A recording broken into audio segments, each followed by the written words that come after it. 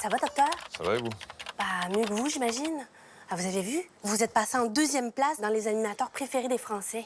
Derrière Stéphane Plaza. Ouais. Stéphane Plaza, quoi. Un agent immobilier. Qu'est-ce que vous voulez que j'y fasse? C'est comme ça. Ben, ça va, vous êtes pas trop déçus? Ça va, vous savez, c'est pas très grave. Ça fait des années que je suis animateur préféré. Voilà, c'est comme ça. C'est injuste. En plus, vous êtes l'animateur télé le plus diplômé de la télévision française, un bac plus 10. Mais ça doit être ça le problème, hein? Vous êtes surqualifié pour le job. Ouais, enfin, je fais quand même quelque chose qui me plaît, Jenny. Ben oui, mais franchement, vos parents sont pas trop dégoûtés de vous avoir payé des études de 10 ans puis vous retrouver dans un classement entre Ruquier et je sais pas moi qui, Nagui. Ben, c'est pas mal d'être animateur télé quand même, hein? Être animateur télé, c'est pas sauver des vies, ça. Ça vous manque pas trop d'être toute la nuit dans les urgences, à sauver des vies, des patients qui ont pas de lit, des longues heures, des poches sous les yeux, à être mal payés. Ça vous manque pas, ça? Non. Ça va, je tiens le coup, hein. Ah ouais, mais Stéphane Plaza, docteur Simès, un agent immobilier, quoi. Vous avez vu le prix de l'immobilier, Jenny? Oui. Vous avez vu? Oui. Les gens attendent tous que Stéphane Plaza leur trouve un appart. Ah ouais. D'accord? Vous comprenez mieux? Ah oui. Attendez la prochaine épidémie de gastro, vous allez voir, je suis sûr qu'on va lui repasser le bras. Ah, vous avez raison. Ouais, non. Allez me soigner tous ces Français, là, puis on revient au premier rang. Parce que moi, je bosse pas pour un 2e, hein. Je sais pas si vous m'aimez pas un peu trop. Ah, mais quand on n'est pas premier, docteur Simès, on est dernier. Allez-y. C'est le cœur des ordres du docteur. Sauf qu'il me faut tes bras, mon seul remède. Bonsoir et bienvenue sur le plateau de Ça ne sortira pas d'ici. Je suis très heureux de vous retrouver pour notre consultation sur France 2. Notez bien notre nouveau rendez-vous, hein, c'est tous les mercredis, juste après la fiction. Cette saison, vous le savez, c'est Mademoiselle Jenny qui a la lourde responsabilité de m'assister auprès de mes patients. On va les examiner à notre façon, disons, pas toujours très conventionnelle. Alors bien sûr, comme tous les médecins, je suis tenu au secret médical. Les invités pourront donc tout me dire. Ça ne sortira pas d'ici. Ce soir, mes 3 patients sont Nagui, Stéphane De Groot et l'humoriste qui monte, Camille Lelouch. Mademoiselle Jenny, est-ce que le premier patient est arrivé? Oui, un instant, docteur Simès. Bonsoir, Nagui. Bonsoir. Bonsoir. Ça vous dérange pas? Je vais vous remettre mon CV. En fait, j'aime beaucoup travailler pour le docteur Simès, mais voir des malades toute la journée et puis être dans donc cette lui. salle de... Ben ouais, c'est ça. Je voulais pas dire ça comme ça, mais puisque vous insistez. Et voir des malades toute la journée, être à mon petit bureau, dans cette salle d'attente. Donc, j'aimerais ça travailler pour quelqu'un de dynamique, de vivant, de drôle. Vous comprenez? Donc, je me demandais si vous pouviez pas donner mon CV à Plaza. Si, bien sûr. Pas de problème. Tant qu'à travailler pour un animateur, j'aime mieux travailler avec le premier, vous comprenez? Oui, bah oui. Docteur Simès, Nagui est là, le 3e animateur préféré des Français. Oui, j'arrive. Ouais. Je viendrai prendre après. Oui, oui.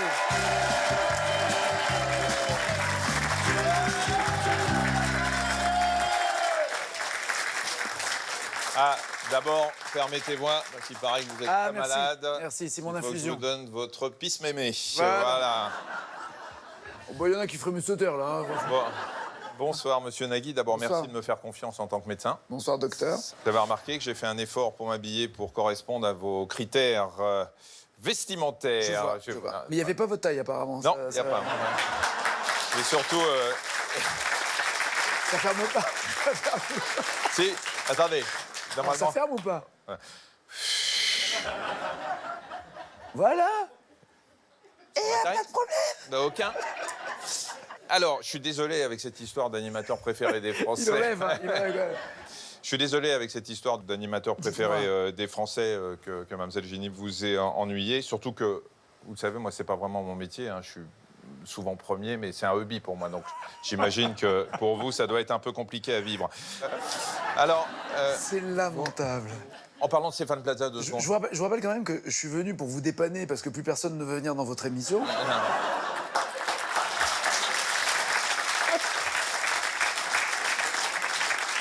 Trêve de plaisanterie, ça me fait très plaisir de vous recevoir. Je suis ravi. Vraiment, d'être avec vous. très plaisir. Alors, vous êtes plutôt présent à l'antenne. Si, n'oubliez pas les paroles, tout le monde veut prendre sa place, taratata, il y a des primes spéciaux de fin d'année. D'ailleurs, j'ai une pensée pour ceux qui regardent France 2 ce matin et qui vous voient pour la 3e fois aujourd'hui. On ne va pas faire connaissance directement parce qu'on se connaît assez bien, mais il faut quand même que j'ouvre un dossier médical.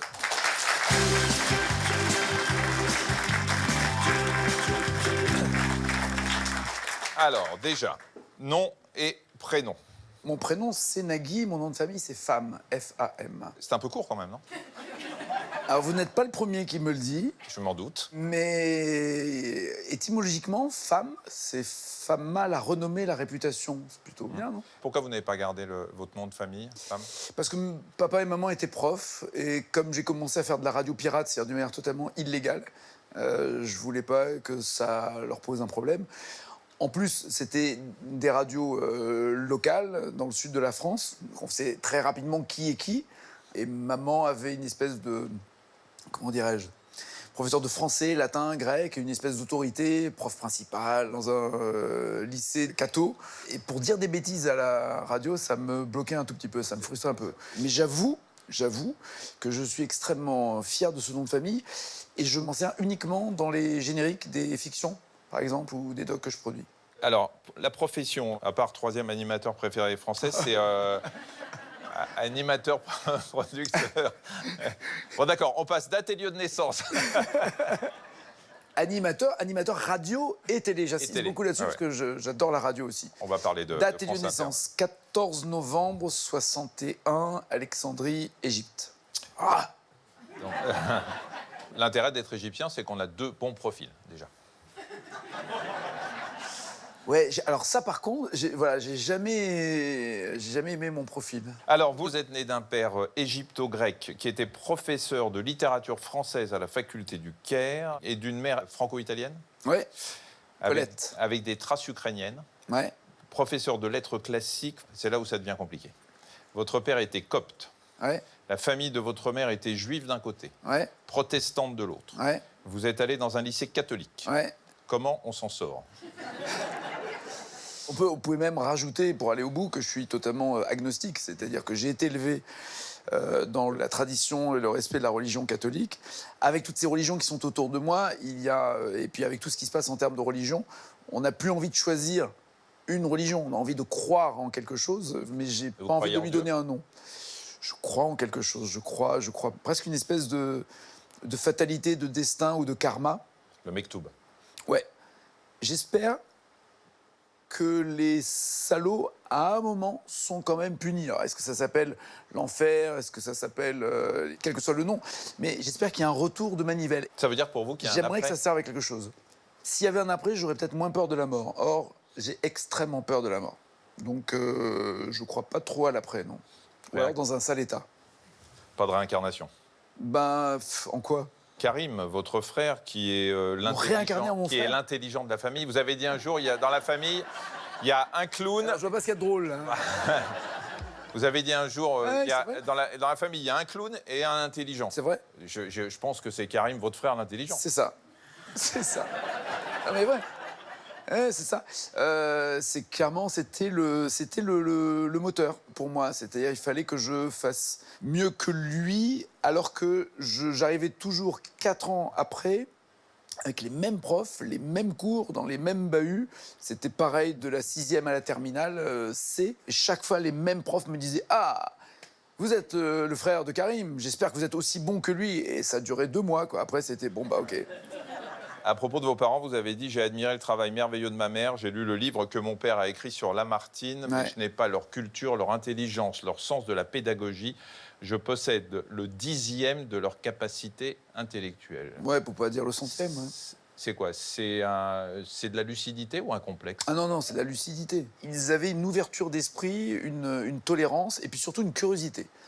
Et il n'y avait pas un jour où ils ne voulaient pas apprendre quelque chose ou avoir quelque chose en plus. Donc évidemment, ils m'éduquaient là-dessus, mais comme j'étais le petit dernier, comme je m'abritais derrière mon comportement de clown, chaque fois, je bottais en touche, je faisais un jeu de mots à la noix, soit pour pas travailler, soit pour moins en faire. Et puis alors, le pire de tout ça, c'est que j'avais toujours la moyenne. Vous savez, j'étais entre 12, mais sans pas, sans travailler énormément. Donc 12 sans travailler.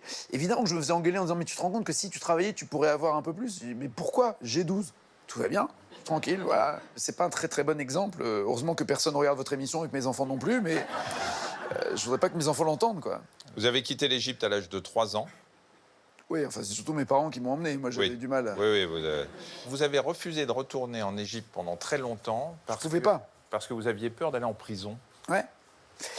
Jusqu'à ce que vous ayez 50 ans quand vous êtes né en Égypte, si vous n'avez pas fait votre service militaire en Égypte, même si vous n'avez pas si vous avez changé de nationalité, il aurait fallu que je fasse mon service militaire en France.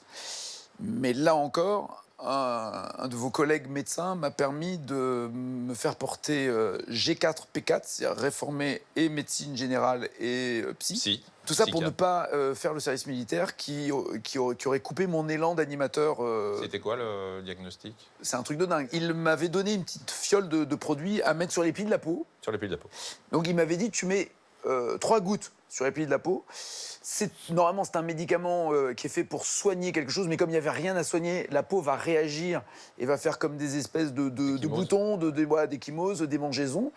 Et on va te faire un certificat médical comme quoi tu as toujours eu ça tout le temps et que de temps en temps, ça suinte et que tu ne peux pas porter d'uniforme et que c'est inconfortable et ainsi de suite. Je dis, bah, ok, très bien. Allergique à l'uniforme, ça me va très bien. On est allé... Il y a prescription, hein, je suis désolé, hein, ce que je vais raconter, c'est très très moche. On est allé jusqu'à prendre le nom, le prénom et l'adresse et le numéro au registre d'un médecin qui était décédé sur la Côte d'Azur pour faire imprimer par un copain imprimeur une ordonnance. L'ordonnance, on l'avait tachée de thé et on l'avait foutue au soleil pour qu'elle jaunisse un tout petit peu, qu'elle vieillisse, après qu'il ait lui-même écrit une prescription en disant que depuis l'âge de 8 ans, j'ai ces ecchymoses et ces problèmes de peau. Donc j'arrive pour faire les 3 jours, je vous jure que c'est vrai, arrêtez. Et donc je suis arrivé avec ce faux, plus ces quelques gouttes. Évidemment, comme j'avais peur que ça ne fonctionne pas, j'en ai pas mis 3, j'en avais mis 12. J'avais des bourrelets de 2 cm.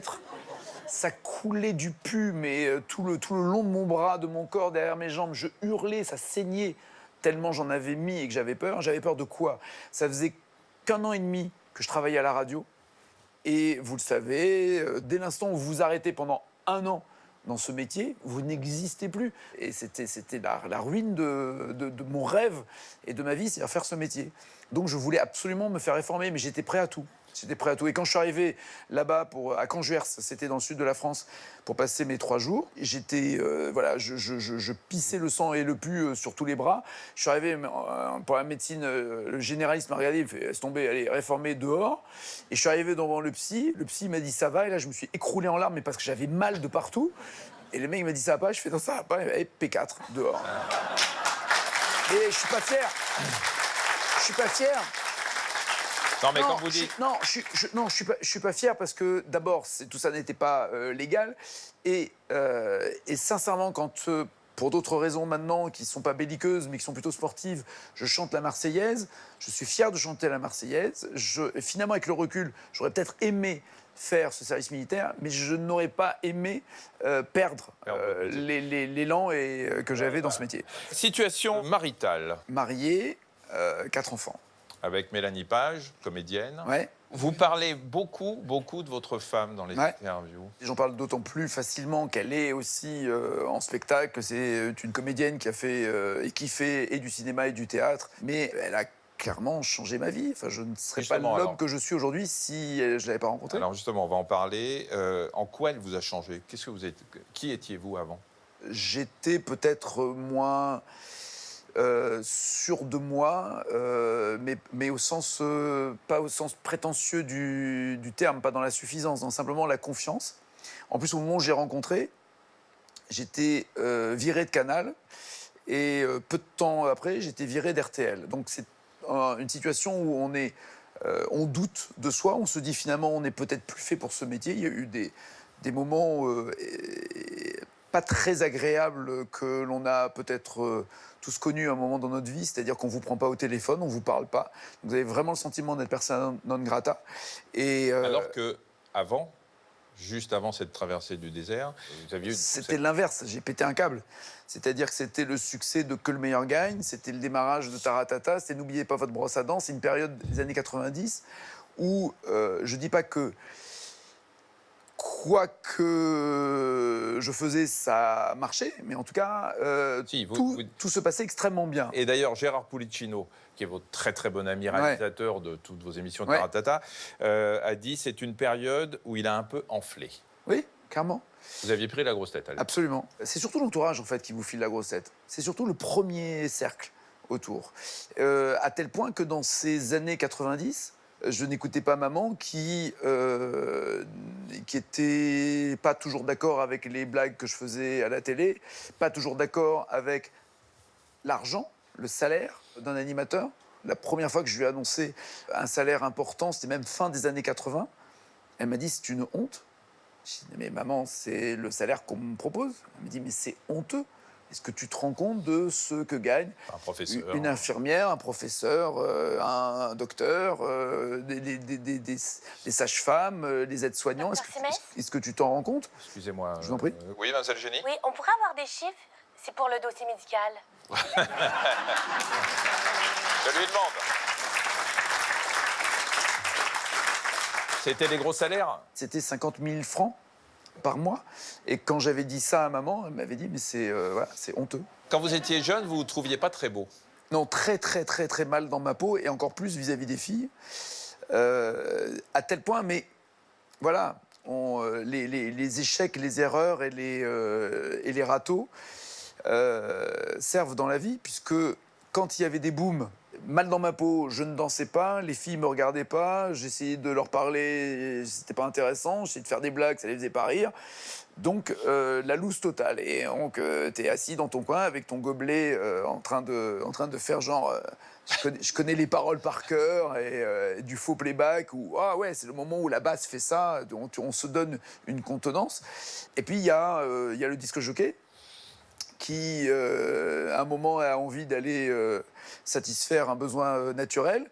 Et comme j'étais généralement à côté du disque jockey, il me dit si jamais je ne suis pas revenu, est-ce que tu peux enchaîner les deux disques? Donc il m'explique comment faire. Donc j'enchaîne les deux disques, puis il revient. Mais comme c'est le disque jockey, lui, les filles venaient lui parler. Donc il revient, une fille lui parle, deux filles lui parlent. Donc il me dit continue, tiens, mets celui-là, mets celui-là, mets celui-là. Et finalement, j'ai fait un quart d'heure, une demi-heure, 1 heure. Puis, comme j'étais en train d'enchaîner les disques, ce sont les filles qui sont venues me voir en me disant est-ce que tu pourrais mettre tel disque, tu pourrais mettre tel disque. Et là, je me suis dit, mais c'est formidable ce boulot-là. On passe les disques et les filles viennent vous parler. Vous n'avez même pas besoin de danser ou de bouger ou de parler. C'est vrai qu'un jour, Chantal Laubier et Bruno Carrette, des nuls, pour ceux qu'on connu, à qui vous aviez demandé on fait comment pour passer à la télé, ils vous ont répondu il faut être moche. Avec ton gros nez, ta grosse bouche, ça peut le faire, t'as toutes tes chances.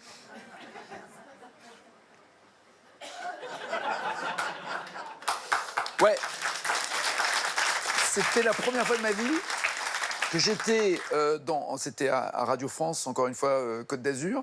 Chantal était la star de la Côte d'Azur. C'est elle qui présentait le 19h20 régional, donc c'était la vedette de toute la région. Elle faisait une émission de radio, c'était le matin, à 10h.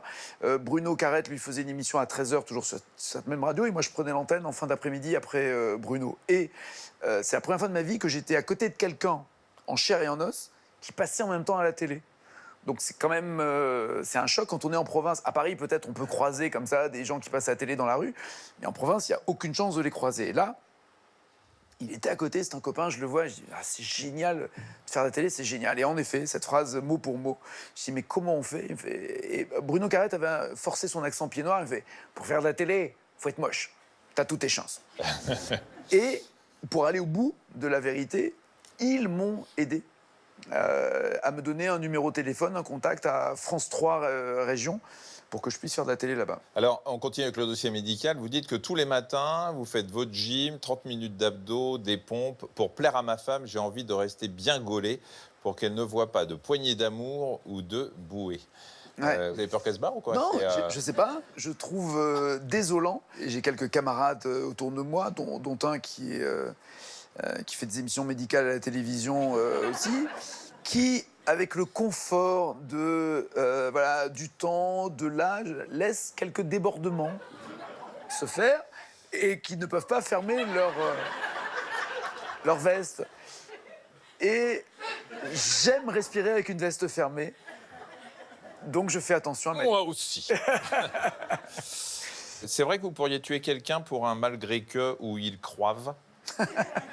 Non, ce qui est embêtant, c'est quand vous faites une interview de quelqu'un que vous admirez et qu'il vous dit, entre deux réponses, c'est la dernière chanson que j'ai fait. Ça me démange de le reprendre et en même temps, c'est un artiste et donc la seule chose que je puisse me permettre, c'est derrière de... Mais cette chanson que vous avez faite, Vous vous souvenez vous l'avez écrite comment exactement? Voilà, et c'est simplement pour que au moins le gamin qui écoute se dise comment ça se... Voilà, comment ça se dit? C'est une musique aussi, la langue française, et puis ça se respecte, quoi. Est-ce que vous vous souvenez de notre premier rendez-vous? Tous les deux? Vous m'aviez appelé pour que je vienne vous voir pour me proposer une émission. Ouais.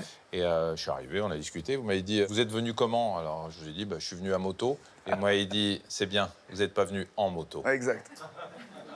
Là, je me suis dit, waouh, Non mais obsédé quoi. pas obsédé, mais c'est en moto, on est à l'intérieur de la moto, donc il faudra juste m'expliquer. Ouais, ouais. On est sur C'est la exactement moto, ce que vous m'avez dit à l'époque. à moto, à vélo. Et je suis reparti tout de suite. Alors. Mais pardon, des fautes de français, j'en commets aussi malheureusement, et Très peu, très je m'en veux, mais je m'en veux aussi. De toute façon, on vous le pardonne. En tant qu'Égyptien, vous parlez Non. très bien français.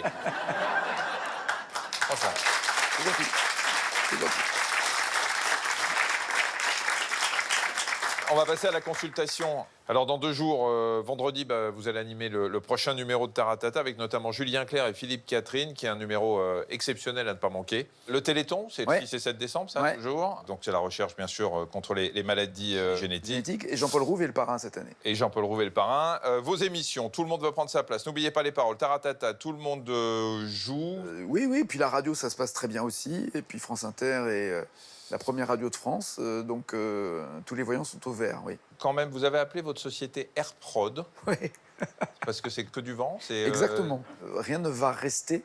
C'est peut-être l'autre souci que j'ai dans ma vie. C'est pour ça que je veux plus m'orienter vers la production de fiction, de documentaires, et d'ailleurs produire pour les autres plus que produire des émissions que je vais incarner. Rien ne reste, quoi. Donc c'est du vent, ouais. Une des périodes les plus délicates de votre carrière télé a été votre passage à Nulle part ailleurs. Moi, je me souviens très bien. Ouais, c'était violent, ouais. Quand vous êtes arrivé à Nulle part ailleurs, on s'est demandé ce que vous foutiez là finalement. Hein. Ouais. Tout le monde s'est dit, mais attends, Nagui, c'est un amuseur. Ouais, erreur de casting. Est-ce qu'il peut rentrer dans l'univers Canal de l'époque, qui était quand même très happy few, hein. On était dans le entre-soi. C'était une émission, la plus prestigieuse émission de la télé. Vous avez été accueilli à coup de bazooka. Vous avez fini par partir. Comment vous avez vécu cette période? Je suis pas parti, j'ai été Non, viré, c'est pas vous avez pareil. été viré, mais comment vous Ouais. avez... Non, mais très mal. Quand vous rentrez dans un ascenseur 10 minutes avant d'aller au maquillage et d'être à l'antenne, il y avait Jacques Esnou qui était mon rédacteur en chef, Manu Viro qui était mon producteur. On rentrait tous les trois dans l'ascenseur. Et il y avait déjà des personnes qui étaient là. Et on disait bonsoir. Et voilà. Silence. Personne ne vous répond. Donc vous vous dites, vous portez l'émission emblématique de la maison ou du groupe. Et vous êtes personne non grata, c'est-à-dire les gens ne vous aiment pas. Et pourtant, à l'époque, on faisait 2 millions et quelques de téléspectateurs. Aujourd'hui, où il y en a, avec tout le respect que je leur dois, plutôt 80 000, quoi. Donc c'est très violent. Est-ce que cette période-là, la traversée eu des airs, vous avez même un jour, vous êtes allé à France Télévisions, vous étiez avec plein de projets, Ouais. Vous avez attendu dans une salle d'attente. Ça, c'est après, ça. Après, oui, on vous a fait attendre. C'est même pas une salle d'attente, c'est un couloir. Et on C'est-à-dire que tout le monde vous voyait, et vous êtes assis comme ça sur un fauteuil, et tout le monde passe dans le couloir, et vous avez posé sur vos genoux une pile de dossiers pour proposer des émissions, et vous êtes en train d'attendre devant une porte qui est fermée. Derrière cette porte, il y a le directeur de la chaîne, et le rendez-vous était à 4h30, je suis arrivé à 4h. À 4h30, toujours rien. 5h moins le quart, l'assistante me dit « Est-ce que tu reveux un café ?» Oui, c'est gentil. À l'époque, j'en prenais encore. Et puis à 5h15, c'est-à-dire 3/4 d'heure après le rendez-vous, elle me dit « Il ne va pas pouvoir te recevoir. » Je dis « Mais est-ce qu'il va au moins venir me le dire ?» Elle me dit « Non. » « Mais est-ce qu'on peut recaler un autre rendez-vous ? Je te rappelle. » Voilà, j'avais 42, 43 ans. Bah, j'ai pas de honte à le dire, quoi. Je suis remonté dans la voiture, j'ai posé les dossiers sur le siège avant, j'ai pas démarré, je me suis mis à pleurer. C'est-à-dire que c'était, pour moi, c'était immédiatement, il y a des choses plus graves dans la vie et d'autres raisons de pleurer, mais c'était pour moi une petite mort, c'était la fin de mon métier. Je savais que je ne pouvais pas aller dans les chaînes privées, TF1, M6, Canal, tout ça, c'était mort. France 2, où j'avais encore un petit espoir, le gars, il veut même pas te parler, quoi. Donc on est au-delà du mépris. À la limite, qu'ils me disent les idées sont pas bonnes, au revoir. Bon, d'accord, je retravaille la copie. Mais là, je veux même pas entendre ce que vous avez à me proposer. Alors, comme vous le savez, Nagui, en tant que médecin, je suis tenu au secret médical. En revanche, je fais parfois appel à des confrères, des spécialistes. Et pour eux, c'est le secret amical. Regardez. Waouh. On a tous un grand malade qui sommeille en nous. On va se faire chier. Parler sans bouger les lèvres. Sauf... Ce soir, nous avons décidé de nous attaquer au diagnostic de Nagui, Ah là là, si vous saviez. accompagné de 3 spécialistes qui ont accepté de percer le secret amical de notre patient. Je compte sur vous. Premier élément de notre analyse, Nagui semble souffrir d'une réunionite bruyante compulsive. Oui, alors ça, non, mais c'est pas possible, ça. Le gars, il fait des réunions de travail pendant ses pauses. C'est arrivé plein de fois. Pause, ça devient réunion. Il y a des gens qui viennent dans sa loge, comme ça, ils sont là avec des dossiers, des machins. Ça va, ça va. Et même apparemment à la maison, une fois j'ai eu sa femme en pleurs au téléphone qui m'a dit que même quand ils étaient à table en famille, ils provoquaient des réunions. Joker, je sais pas quoi répondre. Nagui n'aime pas le silence. Dès qu'il y a silence, il parle. Deuxième pathologie qui affecte plus spécifiquement l'alimentation de notre animateur, la grainophilie. Il n'y a plus de grosses bouffes, il n'y a plus de repas. C'est notre petit oiseau. C'est notre petit grainophile. Il y a souvent un petit bol pas loin de lui. Il est comme ça, il avale une poignée et puis il parle. Il va pousser le mimétisme de l'oiseau jusqu'au bout. C'est-à-dire qu'il se met dans la position de la poule et il va picorer à même le bol. C'est un bol énorme, hein, c'est un bol à peu près de cette taille-là. Et il pousse des cris de gallinacés. C'est assez surprenant. C'est assez surprenant au départ, mais si ça l'aide, moi je vois pas où est le mal, en fait. Grâce à nos spécialistes, enfin, nous avons pu identifier chez Nagui les symptômes d'un mal hypersensoriel assez méconnu, le syndrome du cyborg. Je pense qu'il a un nez supersonique. C'est-à-dire qu'une personne qui va fumer à 200 mètres, il va tout de suite la sentir. Ouais. Quand il arrive par exemple sur un plateau, il voit tout. Il voit qu'un projecteur a été bougé. Je peux vous parler d'une paillette qui traîne par terre parce qu'il y a eu un lâcher de paillettes la veille sur le plateau. Même les cordes des guitares, des guitaristes, ils voient tout de suite quand ça a été changé. C'est Terminator, le mec. Il est au courant de tout, jusqu'à mon avis, savoir combien il y a de rouleaux de papier toilette dans les toilettes. Je kiffe ma vie. Tous les sens sont vraiment en éveil et en permanence. Il est fou. Il est fou. Alors Michel, ça se soigne ?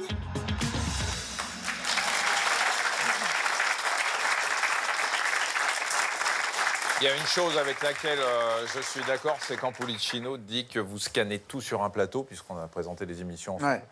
J'ai jamais vu ça. Moi, je vous regarde comme un extraterrestre. C'est-à-dire qu'effectivement, un projecteur, n'importe quoi. C'est un besoin ou c'est juste non, c'est notre vous avez un métier. scanner dans la tête? Non, mais c'est notre métier. Donc, Non, mais votre métier, c'est pas d'aller voir s'il y a un projecteur qui fonctionne pas. Il y a quelqu'un sur le plateau pour ça. mon métier, c'est de choisir les équipes qui vont faire la lumière. Donc, je suis quelque part responsable, d'abord, de leurs conditions de travail. Donc, par exemple, pour parler de la nourriture et des graines, tout est totalement bio. Que ce soit la table régie ou que ce soit le catering, enfin la Vous cantine. mettez que des graines. La cantine où on travaille. Non, non, non. Tout est bio. Tout le monde fait des fientes. Tout est en fait, bio. à la fin de la... Il y a des fruits. Docteur Simet, Oui, mademoiselle Jenny. manger des graines en québécois, ça veut vraiment pas dire la même chose. Je vous laisse imaginer. Ah, vous connaissez ça? Manger des graines. En québécois, ça veut pas dire la même chose. Non, bah, il faut qu'elle nous le dise. Ah bah, vous allez nous le dire. Venez voir, mademoiselle Jenny. Venez.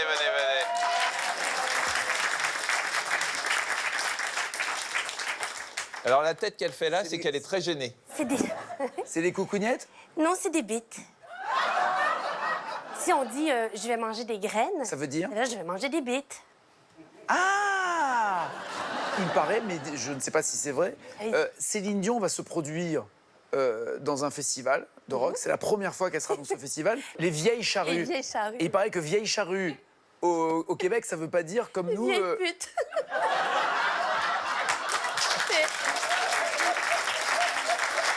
Et pourvu qu'elle mange pas des graines aux vieilles charrues. Mais- Hein, parce que là... Ouh là là là là. Mais- Non, mais ce qui est génial surtout, c'est l'autodérision de Céline Dion, parce qu'elle, évidemment, Elle doit rire. elle sait. Donc si elle accepte d'y aller pour la première fois, voilà, moi je dis beaucoup d'autodérision de la part de Céline Dion d'accepter. Ah oui. C'est très drôle. Merci Ansel Jenny. Si vous avez d'autres traductions, n'hésitez pas. Oui, je sais que vous aimez ça. Ça nous plaît beaucoup. Nagui, donc on l'a entendu tout à l'heure, vos parents sont venus en France quand vous aviez 3 ans. Ouais. Vous avez dit, on a découvert les joies de l'immigration, guetté chaque année la boîte aux lettres pour savoir si on avait le droit de rester en France ou pas. Et un jour, le courrier est arrivé. Ouais. Parce qu'il a fallu repartir. Ouais. Vous êtes parti au Canada, vous vous êtes revenu à l'âge de 18 ans. J'avais 7 ans. Et Qu'est-ce que vous vous souvenez de ce que vous avez ressenti ce jour-là ou pas? vous rentrez de l'école avec maman, et puis vous rentrez dans le hall de l'immeuble. Elle ouvre la boîte aux lettres, elle prend un courrier. On est habité au 4e étage. Le temps de l'ascenseur d'arriver au 4e étage, elle lit la lettre. Et là, le visage change. Et en même temps, vous ne comprenez pas ce qui se passe. Il faut quand même préciser une chose, c'est que on était toujours avec... On avait, vous savez, ces cantines vertes en métal. Nos affaires étaient toujours dans les cantines, avec à la peinture l'adresse qui avait été écrite dessus. Ça veut dire qu'on était toujours en attente de partir, et avec cette boule au ventre qui est arrivée, c'est-à-dire il faut qu'on s'en aille, on ne peut pas rester. Le permis de séjour de papa n'était pas renouvelé. Donc, c'est bizarre, mais si vous voulez, j'ai toujours été extrêmement reconnaissant de l'accueil de la France. J'ai toujours été respectueux et de la culture et de la langue française, tout ça, ça va ensemble, et de ce drapeau et du maillot de l'équipe de France, et Ça veut sont dire quoi, des images vous pour n'en moi avez qui sont... jamais voulu à la France Évidemment d'avoir pas. obligé votre famille à repartir? Non, évidemment pas. Et encore moins avec l'accueil qui s'en est suivi ensuite. Ça fait partie de... Comment dirais-je ? Il y avait un règlement. Papa avait un permis de séjour pour enseigner. C'était à la faculté d'Aix-en-Provence. Au bout d'un an, on lui a dit qu'il fallait qu'il parte. On est tous partis. On est allé au Canada, où il a été prof et où maman a été prof. Puis après, il a repostulé. Cette fois-ci, c'était pour être prof à la Sorbonne. Et il a eu le poste. Et donc, on est revenu s'installer en France. Mais je peux comprendre, encore une fois, l'inquiétude, le stress de se dire est-ce que je suis accueilli, est-ce que je suis le bienvenu dans ce pays, est-ce que j'y reste ou pas. Et on avait quitté l'Égypte pour les tensions politiques qu'il y avait à l'époque du canal de Suez, de Nasser et autres, mais on avait quitté l'Égypte sans que ce soit ce qui se passe aujourd'hui pour certains réfugiés politiques, une situation de danger, de guerre imminente et de vie ou de mort à tous les coins de rue. Donc je sais bien qu'on ne peut pas accueillir toute la misère du monde, mais je pense qu'on peut trouver une manière un peu plus élégante d'accueillir des réfugiés. Et encore une fois, je n'ai pas la solution, et moi-même, je ne sais pas ce que je pourrais faire d'autre que de le dire ou d'aider les associations qui le font. Mais la solution n'est pas de les laisser sous des ponts d'autoroute dans des tentes, quoi. Il y a quelque chose qui n'est pas normal. Vous avez souffert de racisme? Évidemment. Évidemment. Le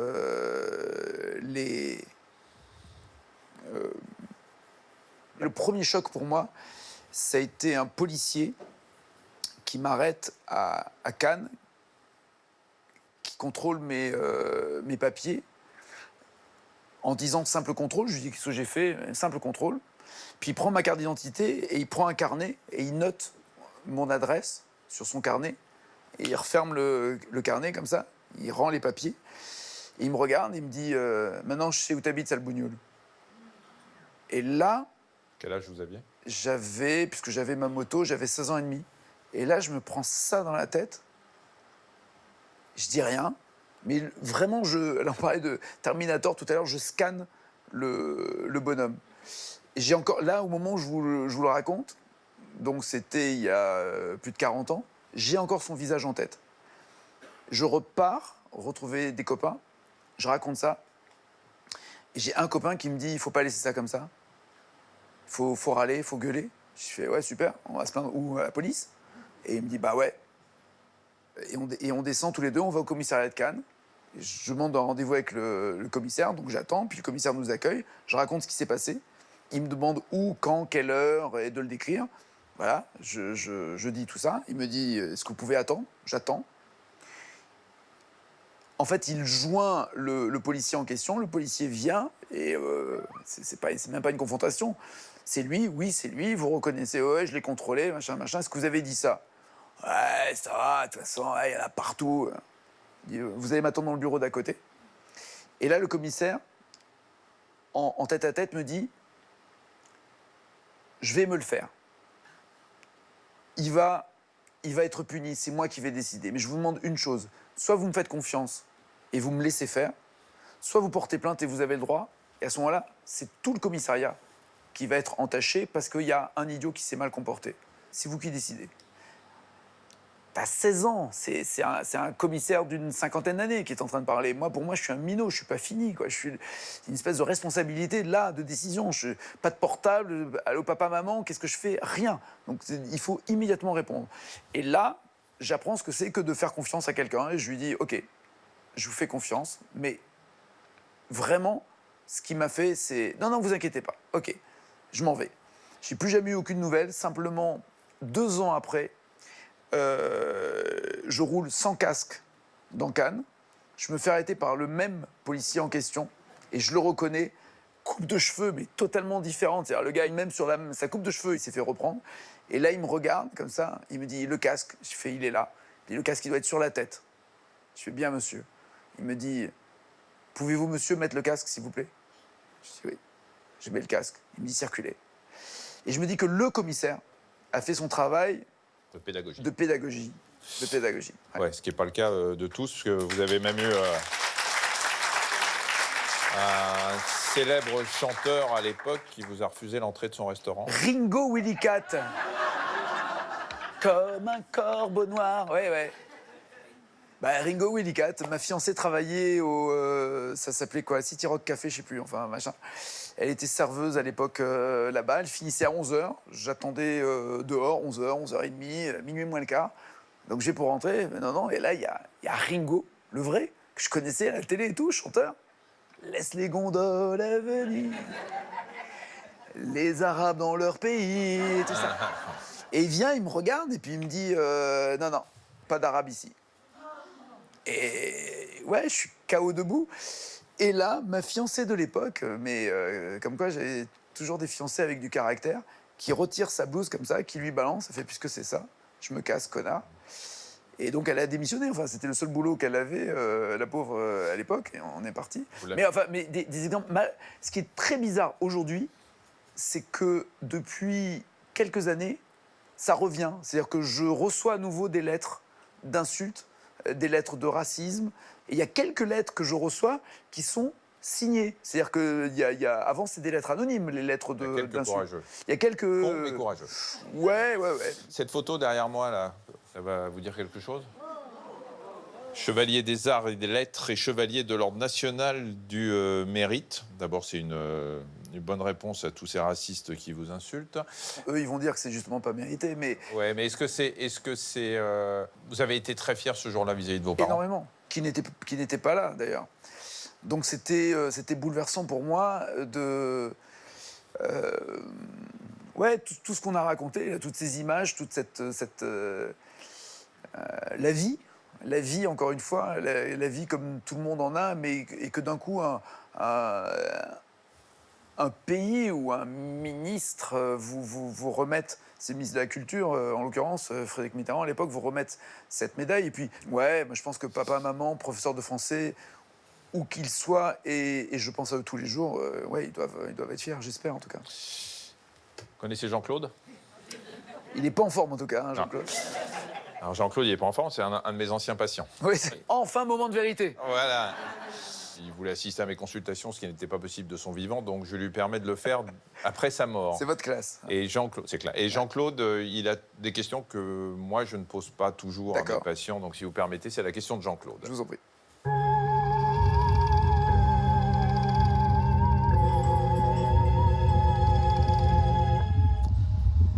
Nagui, vous aviez choisi au début de votre carrière de ne pas porter le nom de votre père.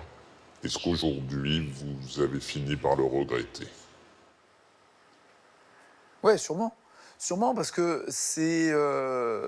Alors, il y a à la fois l'hommage et puis les racines et dire merci papa, merci maman pour toutes les valeurs, tous les sacrifices que vous avez pu faire et me permettre d'être l'homme que je suis aujourd'hui.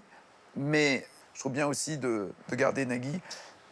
Je trouve que ça sonne plus comme mes racines, alors que le nom de famille, on ne sait pas trop d'où ça vient. Nagui, il n'y a pas de doute. Alors Nagui, malgré votre hyperactivité à l'antenne, vous n'arrivez pas malheureusement à dépasser un célèbre médecin au classement des animateurs. Alors déjà, je ne savais pas que Stéphane Plaza était médecin. Mais... Voilà, alors il semble... Non mais ce médecin est toujours devant vous. Et il semblerait, si j'en crois certains de vos propos relayés par les médias, que ça provoque quand même certaines aigreurs à l'estomac. Oh, oui. Alors, je ne voudrais pas que cette situation entraîne des complications gastriques. Hein. Donc, médecin, je vais vous proposer de faire un test anti-acidité. D'accord? Vous allez me suivre. Oui. Mademoiselle Eugénie, s'il vous plaît.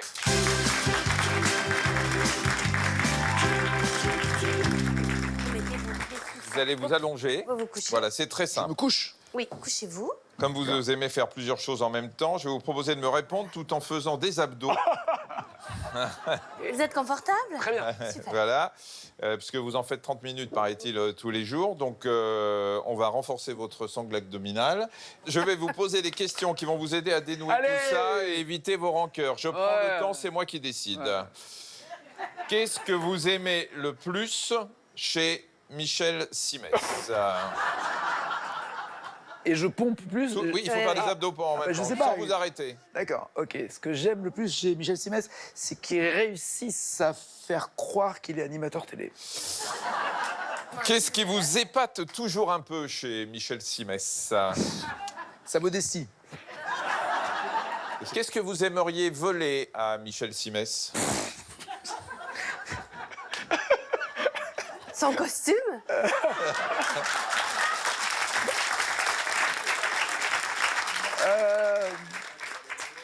Alors rien, mais tellement rien, mon Dieu. Je ne suis pas un voleur, monsieur. D'accord.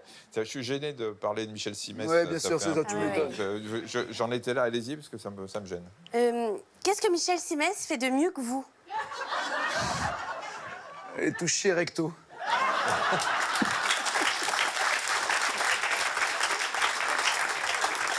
Quelle est la plus grande qualité de Michel Simès? À part la modestie, non, c'est quand même un bon docteur. Ouais, D'accord. Quand même. Il y a un moment, il faut dire la vérité. Hein. OK.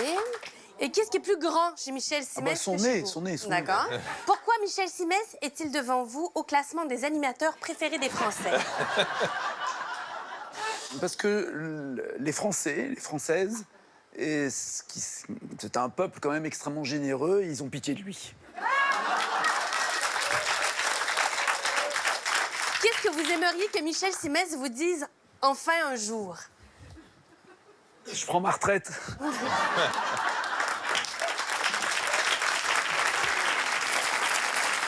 vous pouvez arrêter. Vous pouvez aller vous asseoir. Très bien, merci Monsieur Nagui. Écoutez, franchement, il est bien, hein, il est physique. Ah ouais, il était en forme. Alors vous avez une petite trousse de secours que va vous donner Mademoiselle Génie. Et vous savez, Michel est un grand sensible, hein? Et j'ai bien vu vos petits jeux là sur les réseaux sociaux. Donc moi, qui vois souvent Michel couché en boule sous le bureau à pleurer, à pousser des petits cris d'animaux, hein Michel? Mais c'est bien de montrer votre sensibilité, hein? Ça fait de l'audience, ça casse l'image du médecin froid. Donc, dans votre trousse de secours, je vous ai mis une photo de Faustine Bollaert,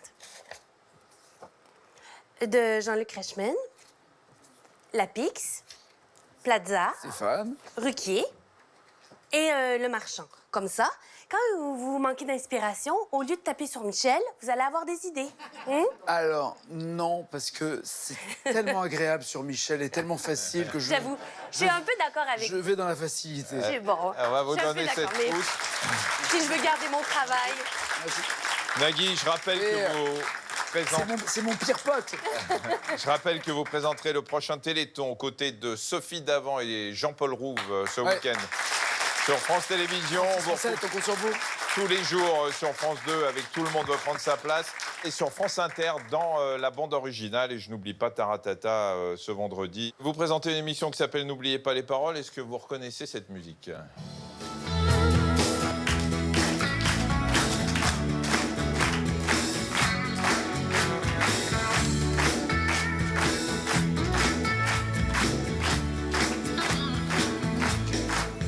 Je comprends mieux le monde Stéphane Michel. en t'observant. Je crois que j'y vois plus clair.